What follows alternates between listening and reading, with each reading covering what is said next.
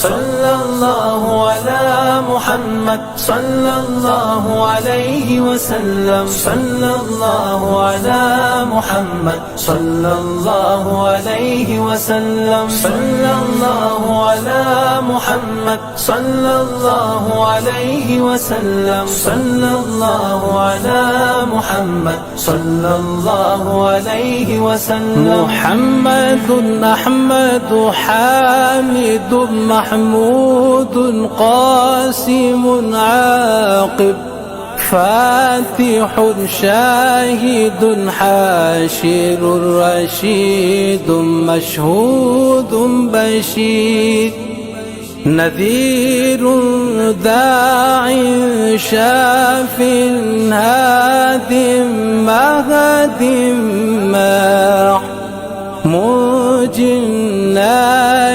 رسول نبي أمي تهامي هاشمي أبطحي عزيز صلى الله على محمد صلى الله عليه وسلم صلى الله على محمد صلى الله عليه وسلم صلى الله على محمد صلى الله عليه وسلم صلى الله على محمد صلى الله عليه وسلم حريص عليكم رؤوف رحيم طه مجتبى طاسم مرتضى حامي مصطفى ياسين أولى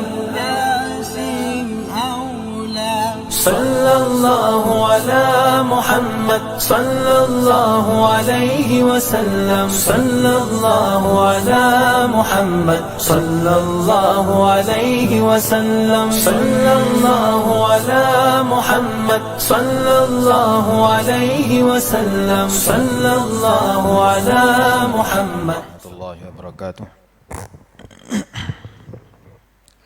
أعوذ بالله من الشيطان الرجيم. بسم الله الرحمن الرحيم. الحمد لله رب العالمين وبه نستعين على أمور الدنيا والدين،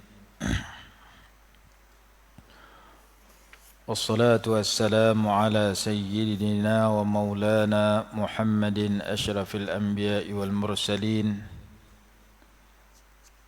وعلى آله وصحبه أجمعين. سبحانك لا علم لنا إلا ما علمتنا إنك أنت العليم الحكيم. رب اشرح لي صدري ويسر لي أمري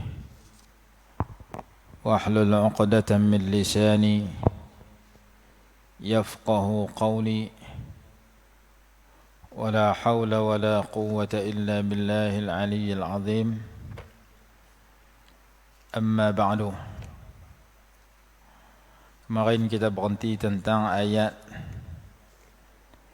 wa balawnahum inna balawnahum kama balawna ashabal jannati idh aqsamu la yasrimunnaha musbihin wa la yastathnun. Sesungguhnya kami telah menguji akan mereka itu sebagaimana kami telah menguji pemilik-pemilik kebun. Ketika mereka bersumpah, mereka akan memetik buah-buahan dalam kebun itu di pagi hari dan mereka tidak mengecualikannya. Tidak mengecualikan, yakni tak kata insya-Allah, ataupun tidak mengecualikan dengan arti tidak mengeluarkan bahagian yang wajib dikeluarkan yang dikenali sebagai zakat. Inna balawnahum, sesungguhnya kami telah menguji akan mereka itu, akan penduduk Mekah. Diuji dengan kelaparan, diuji dengan kemarau. Sebagaimana kami telah menguji penduduk kebun.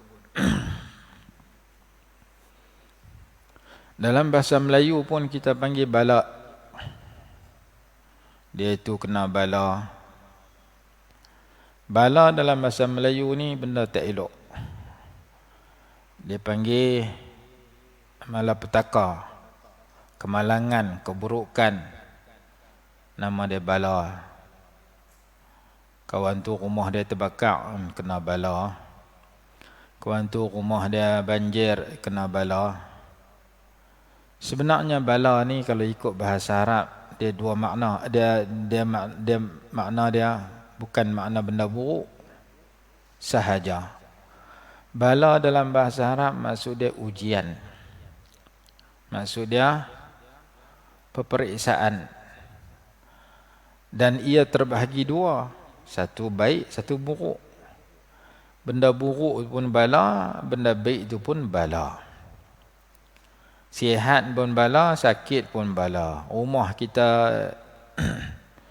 elok pun bala, rumah kita tak elok pun bala. Rumah kita tirih hujan turun bala, rumah kita tak tirih pun bala. Mana bukti bala itu ada elok ada tak elok? Ayat 35 surah Al-Anbiya. Surah Anbiya ni juzuk 17. Ayat 35 muka surat 324.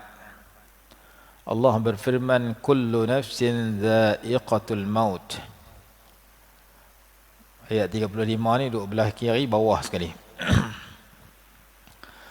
Kullu nafsin dha'iqatul maut, setiap yang bernyawa, setiap jiwa itu akan merasakan mati.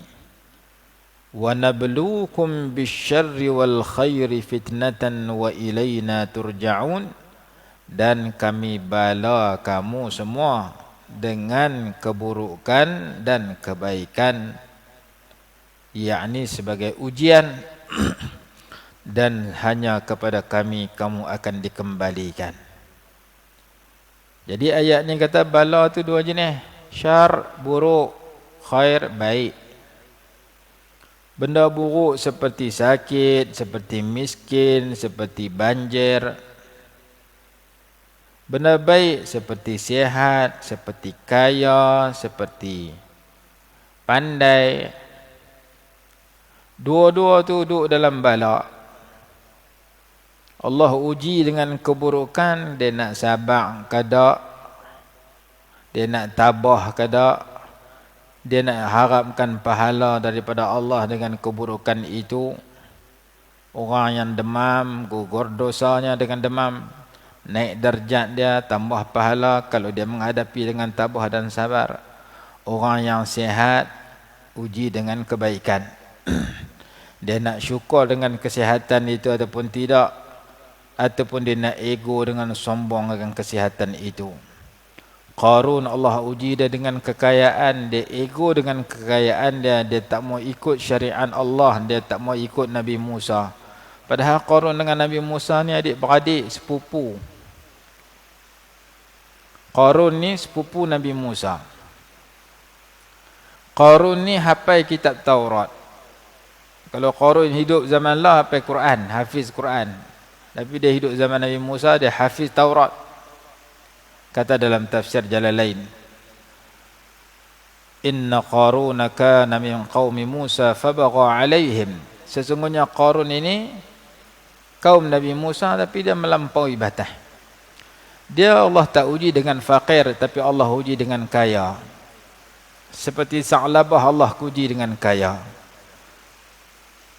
Sayyidina Uthman, Sayyidina Abdurrahman ibn Auf, Sayyidina Abu Bakar As-Siddiq, Sayyidah Khadijah, Allah uji dengan kekayaan. Mereka guna kekayaan untuk menegakkan agama Allah, maka mereka berjaya dalam kekayaan mereka. Tapi Sa'labah Allah uji dengan kekayaan, dia gagal dengan kekayaan dia kerana dia tak mau keluar zakat. Nabi Sulaiman, Nabi Daud alaihi wassalatu wassalam, Allah uji dengan kerajaan, dilantik menjadi raja. Raja yang patuh kepada Allah, ajak manusia beriman kepada Allah. Maka raja Nabi Sulaiman dengan raja Nabi Daud alaihi wassalatu wassalam, raja yang lulus dalam ujian itu. Raja Talut dilantik sebagai raja, lulus dengan ujian dia. Raja Jalut tak lulus, jadi raja yang zalim. Zulqarnain jawatannya besar, memimpin dunia, berjaya. Yas'alu wa yas'alunaka an dzil qarnain dalam suratul Kahfi. Jadi ada orang Allah uji dengan jawatannya yang besar, ada orang Allah uji dengan tak ada jawatan. Ada orang Allah uji dengan sihat, ada orang Allah uji dengan sakit. Dia duk nampak bala tu, ujian tu hanya kat orang sakit, orang sihat tak. Sedangkan kedua-duanya adalah ujian. Dan ada orang masa susah dia berjaya, masa senang dia gagal. Sa'labah masa susah dia rajin pergi masjid sembahyang jemaah, masa dia senang masjid tak kenal dah. Daripada 5 waktu tinggal 4 secara berjemaah, lepas tu tinggal 3, 2, 1, 0 lah kali jemaah dengan kambing. Duk dengan kambing tak pergi sembahyang jemaah tu. Kita tak kaya macam Sa'labah pun tak pergi sembahyang jemaah dah. Kita bukan kaya macam Sa'labah, tapi tak nampak masjid juga. Sa'labah asal dia ahli masjid, digelar sebagai merpati masjid. Nah, abang kata kerapnya dia pergi masjid macam burung merpati duduk di masjid. Tapi bila dia kaya, mula 5 waktu berjemaah tinggal 4, tinggal 2, tinggal 1, tinggal 0. Lepas tu tak main masjid terus. Dah tak main masjid terus tak apa. Turun ayat zakat, tak mau keluar zakat pula. Jahannam terus. Cerita Sa'labah ini di dalam tafsir surah Taubah. Ada dalam tafsir Imam Qurtubi dan lainnya. Jadi masa dia susah dia berjaya kerana dia patuh pada Allah, masa dia senang dia gagal kerana tak mau keluar zakat. Dia gagal dalam ujian kekayaannya. Jadi ada orang Allah uji dengan kerajaan, jadi raja. Ada orang Allah uji dengan jadi menteri. Ada orang Allah uji jadi rakyat biasa. Maka kedua-dua keadaan, senang dan susah, sihat dan sakit, semua duduk dalam ujian. Bukti dia ayat 35 surah Al-Anbiya. Wa nabluukum bisyarri wal khair. Kami uji kamu dengan buruk dengan senang. Ada orang masa susah berjaya, masa senang gagal. Seperti semut. Semut masa nak makan gula seketui-seketui atas lantai dalam pinggan, dia berjaya. Ambil seketui tak tahu orang angkat, ajak geng dia angkat. Masa dia jumpa balang gula terbuka, tuan dia lupa tutup. Dia syok terlajak, terjun dalam gula, mati kena tindih dengan gula. Masa gula seketui umur panjang, masa gula sebalang mampu kena tindih gula. Masa nikmat sikit dia hidup, masa nikmat banyak tenggelam dalam nikmat. Mati kena tindih gula. Sebab tu gula kita kalau kita buka tengok banyak semut yang mati syahid dalam tu. Cuba gula kita tabung ke atas lantai, tak mampu pun semut tu. Masa gula sikit dia nak ambil, dia hidup banyak. Masa gula banyak kita nak bancuh pun susah hati lah. Masuk semut ni siapa buka balang gula tak tutup, marah ke anak kita. Masa semut jumpa gula seketui dua, umur dia panjang. Masa dia jumpa sebalang, mampu kena tindih gula. Sa'labah pun gitu juga. Masa susah, jadi baik, umur panjang. Masa senang, jadi jahat, tahu keluar zakat. Allah turun bala pada dia. Maka ketika kita sihat, kita sedang diuji dengan kesihatan kita. Ketika kita sakit, kita diuji dengan kesakitan kita. Dua-dua itu ujian. Jangan kita nampak bala itu kena kat orang hak teruk lah. Sakit bala, meniaga benggerak bala, susah hati bala. Tak. Sebaliknya juga bala. Ayat yang lain Allah berfirman, fa ammal insanu idza mabtalahu fa akramahu wa na'amahu fa yaqulu rabbi akraman. Wa amma idza mabtalahu fa qadara alaihi rizqahu fa yaqulu rabbi ahanan. Fa ammal insanu idza mabtalahu, adapun manusia apabila kami uji dia, fa akramahu, Allah muliakan dia, wa na'amahu, Allah bagi nikmat kepada dia, dia kata rabbi akraman, Allah muliakan aku. Allah muliakan aku kerana aku dapat pangkat besar, aku dapat gelaran hebat, aku dapat penyokong ramai, aku dapat tubuh badan sihat, aku dapat akal yang waras, yang cerdik pandai. Aku orang mulia. Sebenarnya itu bukan tanda orang mulia. Orang mulia bila Allah bagi sesuatu, dia gunakan sesuatu itu untuk berpegang dengan agama. Senang, pegang dengan agama cara senang, syukur. Susah, pegang agama cara susah, sabar. Inna Allah a'ta ad-dunya liman ahabba wa man lam yuhibba walakin la yu'ta ad-dina illa liman ahabba. Allah bagi dunia ni kepada orang dia kasih dan orang dia tak suka. Tapi agama hanya diberikan kepada orang dia suka. Kita jadi menteri, kita ajak orang pegang dengan ajaran Allah, kita orang berjaya. Jadi menteri ajak orang ketepikan ajaran Allah, dia gagal. Walaupun di sudut dunia dia nampak berjaya. Berjaya pegang pangkat yang orang lain tak boleh pegang. Jadi Quran kata idza mabtalahu fa akramahu. Satu lagi ayat, wa amma idza mabtalahu faqadara alaihi. Adapun orang yang Allah uji dia dengan Allah sempitkan rezeki dia, fa yaqulu rabbi ahanan. Dia kata Allah Taala hina aku. Masa dia susah dia kata Allah Taala timpakan hina aku. Masa dia senang dia kata Allah Taala muliakan aku. Mulia dan hina bukan terletak kepada susah dan senang. Mulia bila dia ikut ajaran agama, hina bila dia ketepikan ajaran agama. Jadi orang susah tapi dengan hubungan dengan Allah hebat, dia orang berjaya. Jadi orang kaya, halal haram tak kira, dia orang gagal. Bukti dia ayat Suratul Anbiya, wa nabluukum bil bisyarri wal khairi fitnatan wa ilaina turja'un. Kami uji kamu dengan keburukan dan kebaikan sebagai satu ujian, hanya kepada kami kamu akan kembali. Ada orang yang sakit, orang duk agak nak mati dah ni, lama dah sakit. Tak tahu umur panjang, lambat mati. Doktor duk merawat dia tu, duk nasihat dia, akan ubat pak cik, pantang pak cik, doktor tu pergi dulu. Orang hak merawat pergi dulu, orang hak kena rawat umur panjang. Patut hak merawat tu umur panjang pasal dia sihat, dia tukang bagi ubat ke orang. Pepatah Arab kata qul lit tabibi takhattafathu yadur rada ya za'iman shifal amrad man ardaka qul lil marid naja wa ufiya ba'dama ajazat fununut tibbi man afaka. Tanya kepada doktor yang merawat orang sakit. Kadang-kadang dia yang merawat, dia mati dulu pada orang sakit.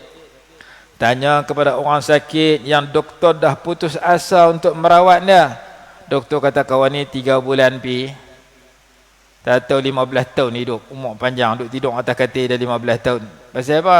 Hak doktor agak tu tak kena. Orang hak sakit dianggap boleh mati awal, tak tahu umur panjang. Orang hak pergi ziarah orang sakit, tak ada sakit apa, mati dulu.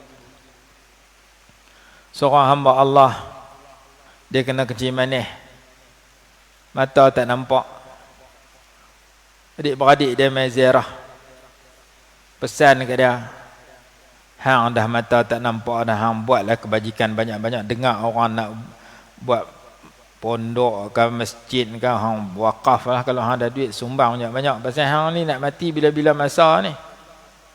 Cuci buah pinggang lah apa semua. Dia pun terima kasih lah, pakcik tolong nasihat saya. Balik-balik pakcik tu mati. 6 bulan dia pi dulu. Yang hak kecil manis tadi, hak mata tak nampak, sihat walafiat, umur panjang. Hak pi ziarah orang sakit, mati dulu pada hak diziarahi. Menunjukkan kepada kuasa Allah Ta'ala mengatasi kuasa makhluk. Burung hak bawa batu zaman Abrahah, batu daripada api neraka duduk di kaki dia, duduk di paruh dia, tak jadi apa di mulut dia. Tapi bila dia lepas jadi bom, kena Abrahah terikut macam daun dimakan ulat. Masa duduk di mulut dia elok, bila lepas kena orang jadi peluru. Tarmihim bihijaratin min sijil faj'alahum ka'asfin ma'kul. Burung tu main pada laut, kata dalam kitab tafsir. Masa batu tu duduk di mulut dia, dia tak terbakar pun.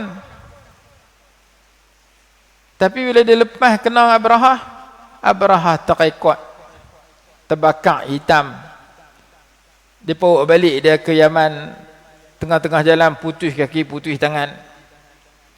Itu satu perkara luar biasa, Allah menunjukkan kekuasaan dia. Oh, cerita Abrahah tu kita lama sangat. Batu duduk di burung, tak terbakar burung, kena orang jadi terbakar. Hak tu cerita dalam surah Alam Tarokai. Ni hak zaman kita lah ni. Bisa di badan ulang, masa duduk dalam badan ulang, duduk dalam mulut ulang tak mampu, tapi bisa tu dia patuk di kaki orang masuk wat dengan masuk kubur. Bisa di badan ulang, masa duduk di ulang jadi penawar, tapi masa keluar daripada mulut ulang, kena dia orang jadi racun. Benda yang sama boleh menjadi penawar dan racun dengan kuasa Allah. Patut ulang mampu dulu, saya bisa duduk dalam perut dia. Tapi masa duduk dalam perut dia, dalam mulut dia, tak jadi racun. Main ke orang, pi awal. Benda yang sama duduk tani jadi lagu lain, duduk tani jadi lagu lain. Buah lemon tu, kita belah, kita perah ayak dia, kita makan terus dalam mulut, jadi lagu lain. Kita buah ayak, kita bancuh, minum, jadi lagu lain. Lemon yang kuning tu, masa makan terus lagu lain, masa bancuh ayak jadi lagu lain. Tanya ahli dia dalam bidang pemakanan. Jadi Allah Subhanahu Wa Taala menunjukkan kekuasaan dia. Ada orang sakit panjang, orang duk sangka nak mati, tak mati. Ada orang mati. Ada orang 1 dos umur panjang, 2 dos mati awal. Tak mustahil. Kerana kita sekadar berusaha, tetapi kita kena yakin bahawasanya Allah Subhanahu Wa Taala di tangannya lah kekuasaan dia untuk menjadikan kita umur panjang ataupun pendek. Kita usaha betul dah, tapi jangan kita yakin ke usaha itu memberi bekas. Yang kita mengaji ilmu tauhid sedemikian. Kita makan betul dah, jangan kita yakin makanan yang mengenyangkan, pada hakikatnya Allah yang mengenyangkan. Makan hanya usaha. Kita usaha jadi nelayan pergi tangkap ikan, kita rasa aku usaha dah tangkap ikan, nak bagi ikan tu dapat berapa ekor, tu kerja Allah. Kita buat bendang, kita dah tempat semua buah padi dalam bendang, semua racun, tabuk baja, cabuk rumput, usaha dengan sepenuhnya. Tapi nak bagi dapat berapa biji padi di pokok padi kita, berapa gundi padi nak dapat, tu kerja Allah. Kita menega kedai runcit, kerja kita kempen orang mai beli barang kedai kita, orang mai beli barang, kita layan dengan baik, kita senyum, kita sembang baik. Cara marketing kita nak bagi orang berkenan mai kedai kita. Tapi berapa orang yang lintas nak singgah kedai kita, hak masuk kedai kita berapa orang yang nak beli barang, ada nak beli banyak, ada nak beli sikit, ada masuk saja tak beli keluar balik, yang tu kerja Allah. Usaha kita terbatas, tetapi nak bagi usaha itu berhasil ataupun tidak, tu kerja Allah. Macam seorang pelajar, dia kena usaha pergi sekolah, baca buku, masuk tuition, tapi nak bagi ingat maklumat yang dia dapat untuk jawab dalam periksa, tu kerja Allah. Kerja kita mengapai bagi ingat, masuk dalam periksa tak ingat, tak boleh jawab, gagal juga. Ada orang mengapai sikit-sikit dan masuk-masuk ingat, boleh jawab, lulus. Jadi seorang pelajar tanggungjawab dia mengaji pulun. Pergi sekolah jangan tuang. Kalau sekolah tuang setengah, tumpah setengah. Seminggu 5 hari, dia pergi 2 hari, 3 hari tuang. Lepas tu duk marah cikgu, awak tak bagi aku lulus. Yang hang tuang sekolah hang tak nampak. Maka kerja cik pelajar, pergi sekolah bagi cukup 5 hari. Mengaji pulun. Tuition kena hadir, nota kena buat, kena baca buku. Last sekali baru masuk periksa. Begitu juga kesihatan kita. Begitu juga rezeki kita. Begitu juga pangkat kita. Kerja kita berusaha sedaya upaya. Tapi nak bagi kesan yang baik daripada usaha itu adalah hak milik Allah Subhanahu wa taala. Kerja orang sakit makan ubat dengan pantang, nak bagi sihat ke, stabil ke, itu kerja Allah. Kerja orang lapar cari makanan makan, nak bagi hilang lapar, itu kerja Allah Ta'ala. Orang haus dan dahaga, kerja dia cari minuman, nak bagi minuman tu menghilangkan dahaga dia, penyebab sahaja. Minum tu nak hilang dahaga tak hilang dahaga, tu kerja Allah. Karena ada orang nak mati disebutkan dalam hadis, kalau ambil air laut, satu laut pun bor dalam mulut dia, tak akan hilang dahaga. Dalam kitab Kabair kata, siapa masa hidup dia tak jaga sembahyang fardu 5 waktu, Allah Ta'ala hukum dia masa nak mati, dahaga dengan dahaga yang amat sangat. Kalau dibubur dalam mulut dia seluruh air laut di atas muka bumi, nescaya tak akan hilang haus dan dahaga dia. Allah hukum orang tuang sembahyang 5 waktu, mati dalam keadaan lapar dan haus dan dahaga yang amat sangat. Bos timba, bos satu laut pun air, dahaga tak akan hilang. Tu salah satu hukuman yang dijanji dalam hadis terhadap orang yang hidup tak mau sembahyang. Ada hadis disebut 15 hukuman kepada mereka tak sembahyang. Orang buat poster lah ni jual, pelekat poster di rumah kita, bagi anak kita baca. Kalau anak kita jenis malas sembahyang, salah satu hukuman orang tak sembahyang, masa nak mati diberi, ditimpa dengan dahaga yang amat sangat. Kalau tuang air satu laut dalam mulut dia pun, dahaga tidak akan dihilangkan. Kerana air hanya sebab. Nak bagi hilang haus itu hanya Allah Subhanahu wa ta'ala. Makanan itu hanya sebab. Nak bagi hilang lapar, Allah Ta'ala. Ubat itu hanya sebab. Nak bagi sihat, Allah Ta'ala. Cari rezeki kerja itu satu sebab. Nak bagi rezeki main banyak mana, Allah Ta'ala punya kuasa. Kerana usaha kita terbatas. Kerja petani tekat tanam padi, jadi berapa biji padi itu nak wujud di pokok, itu kerja Allah Ta'ala dah. Kerja nelayan tauk pukat dalam laut, berapa ekor ikan nak pergi lekat di pukat tu, itu kerja Allah Ta'ala. Berapa ekor ikan yang berkenan nak lalu ke pukat dia, nak pergi sangkut di pukat, itu kerja Allah. Baik itu, kalau kita nak sebanyak mungkin, tiba-tiba sebaliknya. Jadi kat kita ada usaha, tapi nak bagi usaha itu berjaya terang mana, yang tu kerja Allah. Sebab itu dalam agama usaha ni ada 2 jenis. Satu usaha zahir, satu usaha dalam bentuk makna. Usaha zahir kita bekerja cari rezeki. Usaha makna kita bertakwa kepada Allah. Buat yang Allah suruh, tinggal yang Allah larang. Kerana Quran kata, wa man yattaqillaha yaj'al lahu makhraja wa yarzuqhu min haitsu la yahtasib wa man yatawakkal 'ala Allah fa huwa hasbuh innallaha balighu amri qad ja'ala Allah likulli syai'in qadra. Siapa takwa pada Allah, Allah jadikan jalan penyelesaian, jalan keluar bagi segala permasalahan dalam hidup dia, dan Allah bagi rezeki dari sumber yang dia tak sangka. Jadi ada usaha di sudut, keluar rumah pergi kerja. Huwallazi ja'ala lakumul arda dhalulan famshu fi manakibiha wa kulu min rizqih. Ayat dalam suratul Mulk. Tabarakalladzi biyadihil mulk huwallazi ja'ala lakumul arda dhalulan. Dialah Allah yang menjadikan bagi kamu itu bumi sebagai tempat yang mudah bagi kamu. Mudah apa? Mudah cari rezeki. Famshu fi manakibiha, maka berjalanlah kamu di segelap pelusuk bumi. Hak kerja cikgu keluar pergi sekolah. Hak kerja kelang keluar pergi kelang. Hak kerja cari sekerap keluar pergi memotong getah.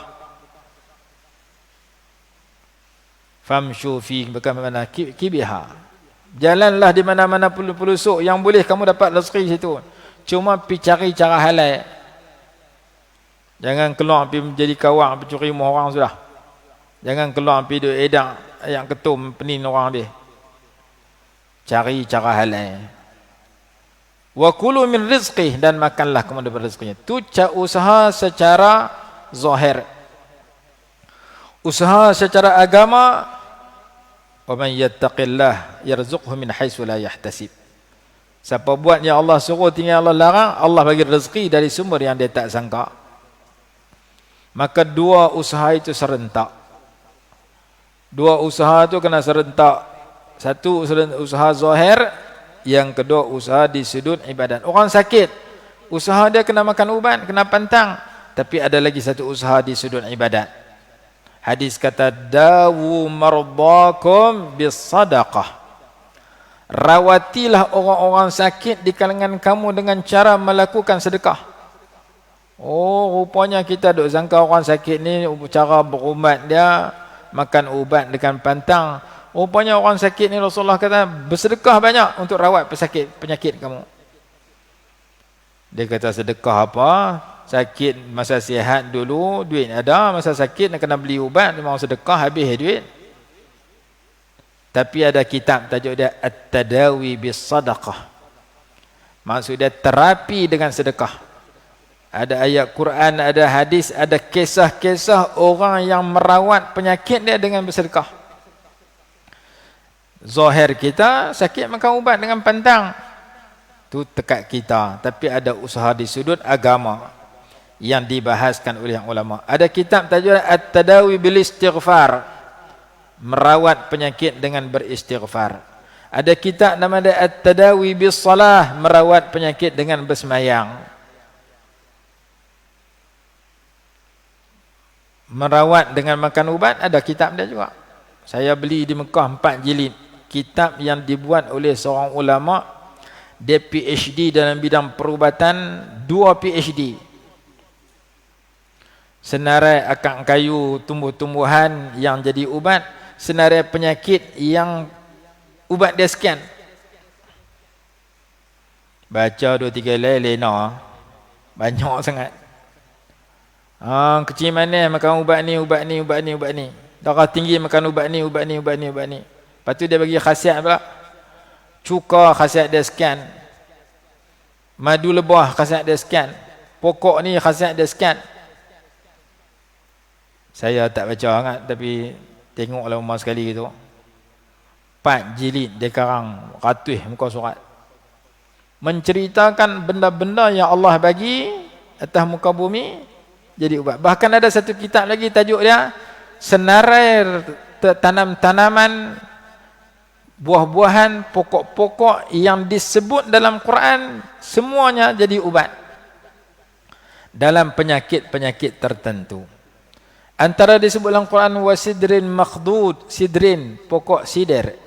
Pokok sidir ni tempat kita panggil pokok bidara. Daun dia jadi ubat. Orang buat minyak bidara dan sebagainya. Antara disebut dalam Quran ar-rumman, delima, pisang, kurma, minyak zaitun, buah zaitun. Macam-macam sebutan dalam Quran. Ulama buat kajian nama-nama itu, tulis kitab tajuk dia tumbuh-tumbuhan dalam Quran menjadi ubat dalam pelbagai penyakit. Kita tak tahu. Pasal kita duk kira ubat hospital saja. Ubat yang dalam Quran, yang dalam sunnah, kadang kita tak pernah tanya. Jadi dalam agama kita diajak jaga kesihatan dengan makan ubat kalau sakit, dengan mencegah sebelum sakit. Al-wiqayatu khairun minal ilaj. Mencegah itu lebih baik daripada merawat. Dan dalam masa yang sama, cara rawatannya ialah mendekatkan diri pada Allah. Salah satu amalan yang disebut dalam hadis supaya kita sihat, kalau sakit mudah-mudahan Allah usir jauh penyakit itu, ialah qiyamul lail, sembahyang tahajud. Alaikum bil qiyamil lail fa innahu da'bus salihin qablakum. Hendaklah kamu jangan tinggal sembahyang tahajud, kerana ia kebiasaan orang-orang baik sebelum kamu. Orang dulu-dulu kalau bagus-bagus depa qiyamul lail tiap-tiap malam. Kamu nak jadi orang bagus kena tiru depa.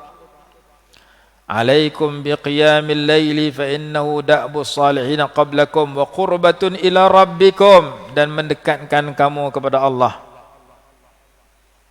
Wa manhatun 'anil ismi, dan menghalang kamu daripada buat dosa.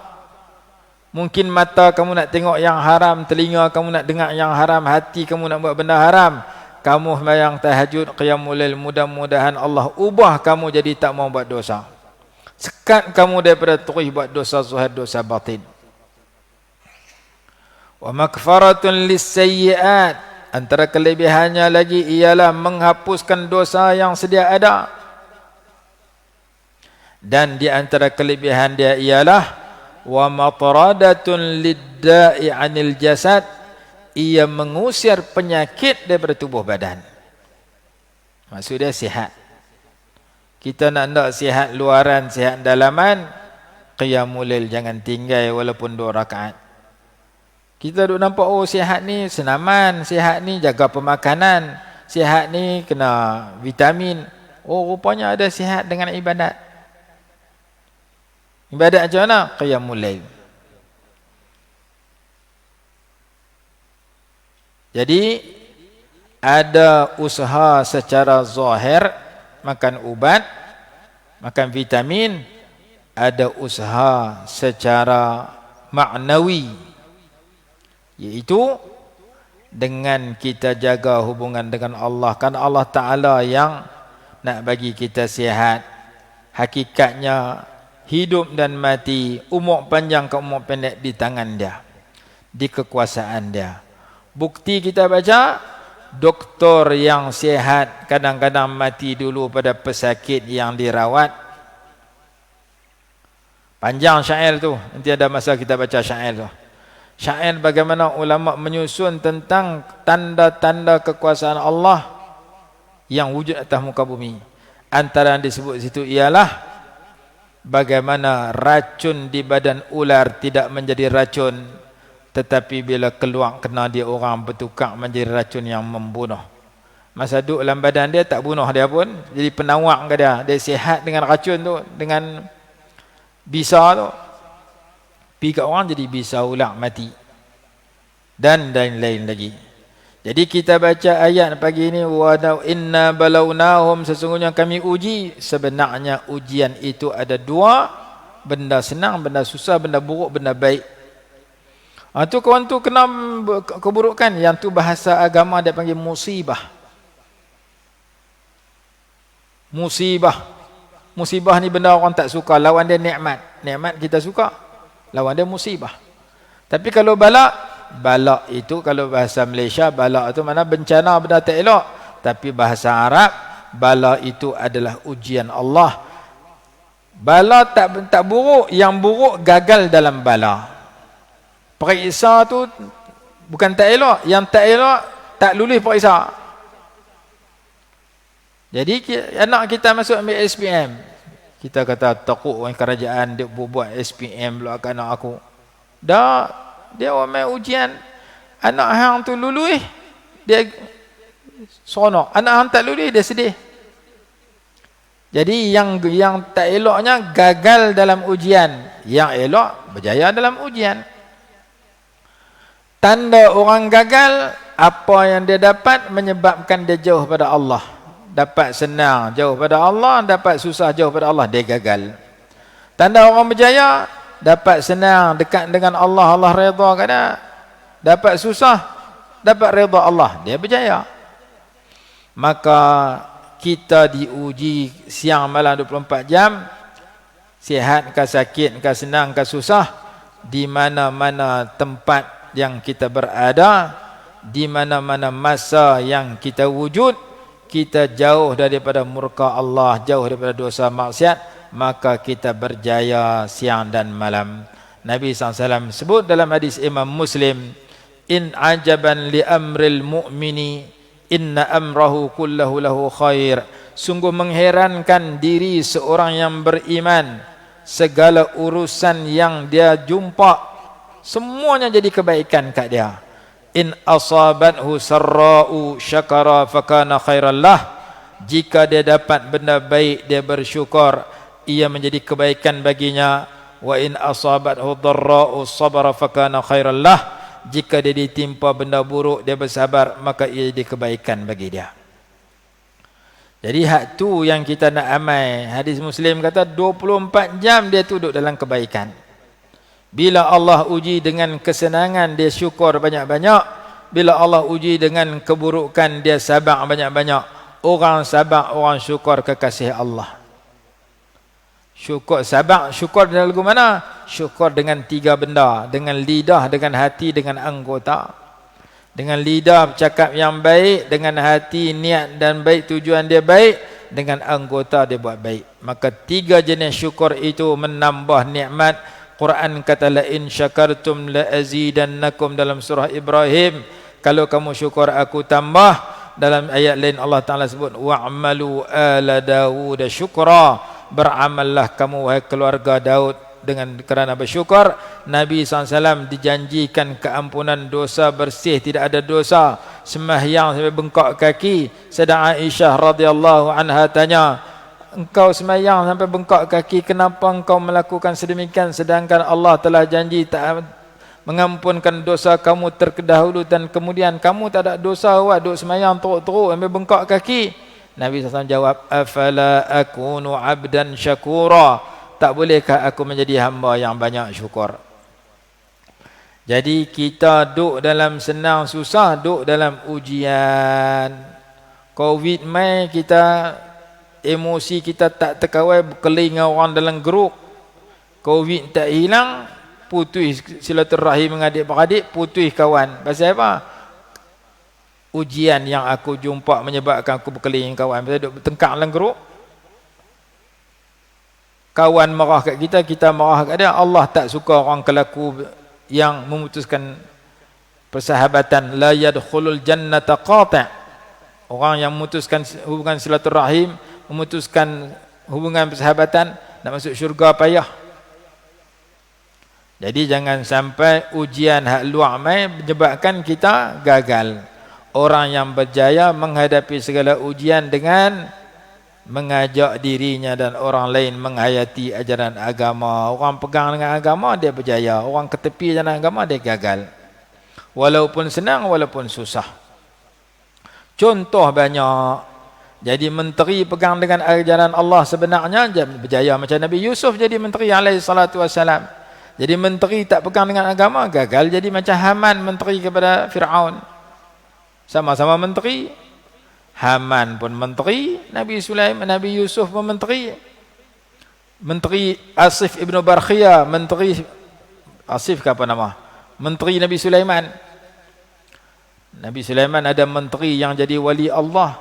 Dengan karamah dia, dengan doa dia, Allah pindahkan tempat duduk Puteri Balqis daripada Yaman ke Palestin dalam masa tak sampai sekelip mata. Itu menteri yang dekat dengan Allah. Menteri jauh pada Allah, Haman. Maka kalau jawatan menteri, jawatan raja, ada yang dekat pada Allah, ada jauh pada Allah dalam Quran. Raja yang jauh pada Allah, Raja Fir'aun, Raja Namrud. Raja yang dekat dengan Allah, Raja Nabi Sulaiman, Raja Nabi Daud alaihi wassalatu wassalam. Kalau jawatan hak sikit tu ada yang dekat dengan Allah, ada jauh. Jawatan hak macam kita ni, hak banyak-banyak ni, tentu ada lagi ramai hak dekat dengan Allah, lagi ramai hak jauh pada Allah. Tinggal kita nak pilih Aku nak jadi petani yang dekat dengan Allah kan jauh pada Allah kalau jadi petani. Aku jadi pegawai kerajaan yang dekat dengan Allah ataupun jauh dengan Allah kalau pegawai kerajaan. Aku jadi nelayan yang dekat dengan Allah ataupun jauh pada Allah kalau jadi nelayan. Nelayan yang tutup aurat, nelayan yang tak tinggal sembahyang 5 waktu, nelayan yang taat pada Allah, nelayan yang ahli syurga. Jadi nelayan aurat tak tutup, sembahyang tak cukup, nelayan ahli neraka. Sama-sama nelayan, jawatan sama. Lepas tu kata Imam Syafi'i, uhibbus salihin wa lastu minhum. Aku suka orang-orang baik walaupun aku tak baik. Dia tawaduk, rendah diri Imam Syafi'i. Dia kata dia tak baik tapi dia suka orang baik. Uhibbus salihin wa lastu minhum la'alli an anala bihim syafa'ah.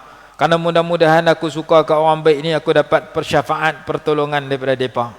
Wa akrahu man tijaratuhul ma'asi walau kunna sawa'an fil bida'ah. Dan aku tak suka orang yang kehidupan dia diisi dengan perniagaan yang maksiat walaupun barang perniagaan kami itu sama. Walaupun kerja sama tapi kerja dia diisi dengan dosa, aku tak suka. Dia nelayan, aku nelayan. Aku nelayan yang buat baik, dia nelayan yang buat dosa. Aku tak suka lagu tu. Jawatan lain pun sama. Itu kata Imam Syafi'i. Panjang aku lah subuh ni 47.30 hujan tak berhenti lagi. Kita berhenti dulu. Esok kita sambung balik ayat yang kita bicarakan pagi ini. Wallahu alam. Bismillahirrahmanirrahim. Alhamdulillahirabbil alamin wassalatu wassalamu ala sayidina Muhammad wa ala alihi wasallam. Allahumma anfa'na bima 'allamtana wa 'allimna ma yanfa'una warzuqna 'ilman yanfa'una bi rahmatika ya arhamar rahimin. Rabbana atina fid dunya hasanatan wa fil akhirati hasanah wa qina 'adzaban nar. Sallallahu alaihi sayyidina Muhammad wa ala alihi wasallam. Alhamdulillahirabbil alamin. Dalam hadis kata salah satu waktu doa mustajab adalah ketika turun hujan. Jadi kita di Malaysia ni hujan cukup kerap lah pun tengah hujan turun. Jadi tuan-tuan ada hajat apa, baca doa, baca lah hati ke, baca pelan-pelan ke, kerana waktu hujan turun adalah salah satu waktu doa mustajab inda nuzulil ghais. Jadi kita doa banyak-banyak. Antara yang kita doa supaya Allah selesaikan, hentikan COVID-19 secepat mungkin, kita boleh kembali kepada keadaan yang dulu seperti sedia kala. Boleh baca lah ni. Kerja kita minta, nak bagi bila kerja dia. Kerja kita minta, dia nak bagi lah kan, nak bagi esok kan, nak bagi 10 tahun lagi kan. Itu kerja Allah. Kerja Allah pilih masa sesuai untuk dia bagi. Tak mau bagi di dunia, dia bagi dalam syurga. Kepada orang yang rajin minta. Wallahu alam. Assalamualaikum warahmatullahi wabarakatuh.